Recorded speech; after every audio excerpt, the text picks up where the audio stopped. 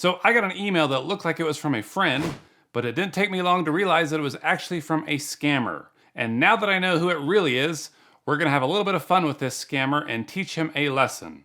But this all started when I was checking my email during breakfast. By the way, have you tried Magic Spoon? Cold cereal was always so good as a kid, but the older I get, the more I realize that sugar, carbs, and unhealthy food probably isn't the best way to start your day. You need some protein, but you ain't got time to make yourself an omelet or a smoothie, so have some fun and try Magic Spoon. There's 0 grams of sugar, 13 to 14 grams of protein, only 4 to 5 net grams of carbs, and only 140 calories per serving. It's also keto-friendly, gluten-free, grain-free, and soy-free, and it's still got that taste that you loved as a kid. So click the link below to get some Magic Spoon cereal today. You can build your very own variety box and use my code PleasantGreen for $5 off. You can choose from the best-selling cocoa, fruity, frosted, peanut butter, cookies and cream, and maple waffle flavors. Right now, I'm really loving mixing cocoa and peanut butter. I call it the Pleasant Green Peanut Butter Cup. Magic Spoon is so confident in their product that it's backed with a 100% happiness guarantee. So if you don't love it for any reason, they'll refund you your money, no questions asked. Also, for my Canadian and British fans, Magic Spoon is now shipping to Canada and the UK. Now, where was I? Oh yeah, I got an email from a guy named Michael, and the subject line reads, "Favor to ask." It goes on to say, "Hi, sorry to bother you. Do you order from Amazon? Thank you, Mike." Strange question. I respond and I say, yes. And within like seconds, he writes back this big long paragraph about how he wants me to purchase a gift card for him so that he can give it to a friend's daughter who has cancer. I guess he's having a hard time buying it himself and he wants me, his friend, to help him out. Now, I'm trying to remember how I know this Mike guy. I searched my inbox and it turns out that this is a guy that I helped a year ago regarding another type of scam involving the Amazon Alexa. And this email looks identical, only it's from Outlook and not Yahoo. I'm thinking that this scammer is impersonating the real Mike and he has a list of contacts that he thinks will help him out with an Amazon gift card. But I need to know more, so I write back and I say, I need some more info. Who are you and who is this girl? And he responds and he says, I'm Michael and she my friend Betty's daughter. I said, what's her name? Her name is Catherine. I said, when will you be able to pay me back? I will reimburse you back on Friday. Let me know if you are willing to help me out with this. So he goes on to tell me that he needs 2 $100 gift cards from Amazon and he gives me Catherine's full name. He also gives me an email address, but the name on that is different. We'll get back to this later, but scammers usually want you to buy gift cards because there's a scammer network out there that will give you Bitcoin for gift cards. But if I send the scammer an e-gift card, then the only thing that you can do with it is add it to the balance of your Amazon account. I'm not sure which he prefers, so I go to send an e-gift card to the girl's email address and I take a screenshot and I ask if I'm doing it right. And he says you can put your own email address in the recipient. Once you get the gift card on your email, you can now send the gift card to me, then I can have it forward to her ASAP. Okay, that's not how this works. If I put my own email, then it's gonna send the redemption code to me, and it's gonna add $200 to my Amazon account. So he says, okay, send it to her email address I gave to you. Keep me posted once you are done with it. Okay, I'm confused. Does he want 2 physical gift cards that he can exchange for crypto? Or does he want Amazon credit so he can go shopping on Amazon? Or can you sell e-gift cards for crypto too? Or is this really just a guy who wants to do something nice for a poor young girl with cancer? I say, let's talk on the phone and figure it out. And of course he's making an excuse that he can't talk because the quality isn't ideal. Okay, so I'm just gonna do what he originally said to do and I buy an Amazon e-gift card for myself. I actually only spent $5, but I wanted to get that email from Amazon when someone sends you a gift card.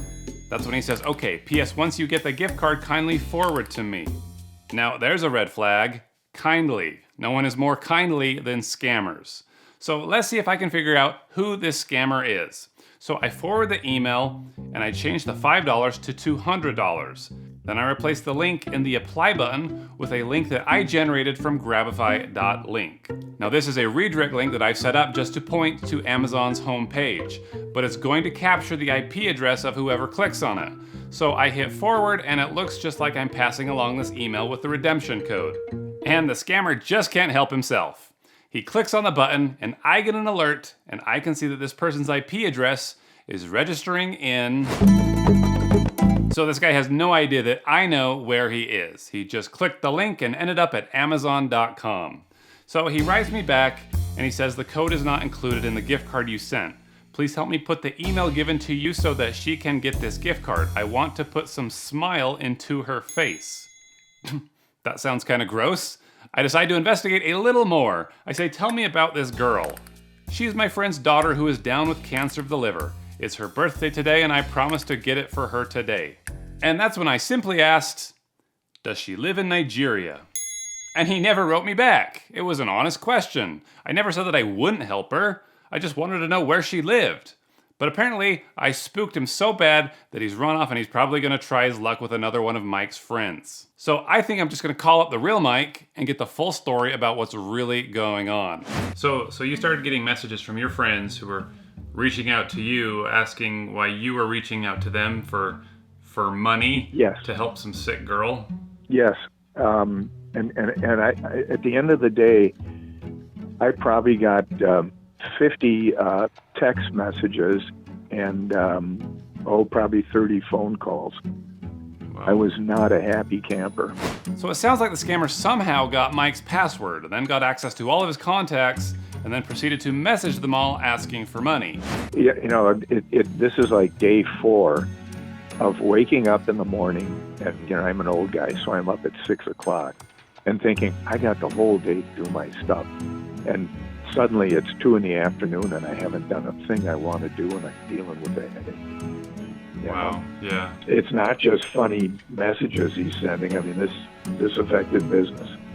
You know, scammers, I really don't care if you mess with me, but when you mess with my friends, it really pisses me off. So now we're going to teach this scammer a lesson and embarrass him. And I remember that he gave me a Gmail address that apparently belonged to this poor young girl, but it doesn't. It belongs to him. So I enter it into Gmail to see if he's created a Google profile or uploaded a picture, and it turns out he has. Well, look at that. Is he a lawyer or is he trying out for Hamilton? Who knows, but let's have some fun with him. Now, every time I expose a scammer in Nigeria, I get crap in the comments about how I'm mean to Nigerians. So now I'm going to highlight some people in Nigeria with some real talent. So I went onto Twitter asking for graphic designers based in Nigeria, and I got a lot of volunteers. So many that I held a contest. I asked them to show me their work by putting my face on some Nigerian currency, which resulted in some fantastic work. And since our scammer looks like an American president, I'm going to put him on some American currency, with the help of my friends in Nigeria. Then I went ahead and I printed a bunch of copies and I cut them out. Then I emailed a picture to the address that originally was asking me for money and said, hey, I've got your money if you still want to help that girl. No response. I guess he's not interested in my funny money. Maybe he'd be more interested in some Nigerian currency, because you know what they say, it's all about the Benjamins, baby. Oh, check it out, he's finally removed his profile picture.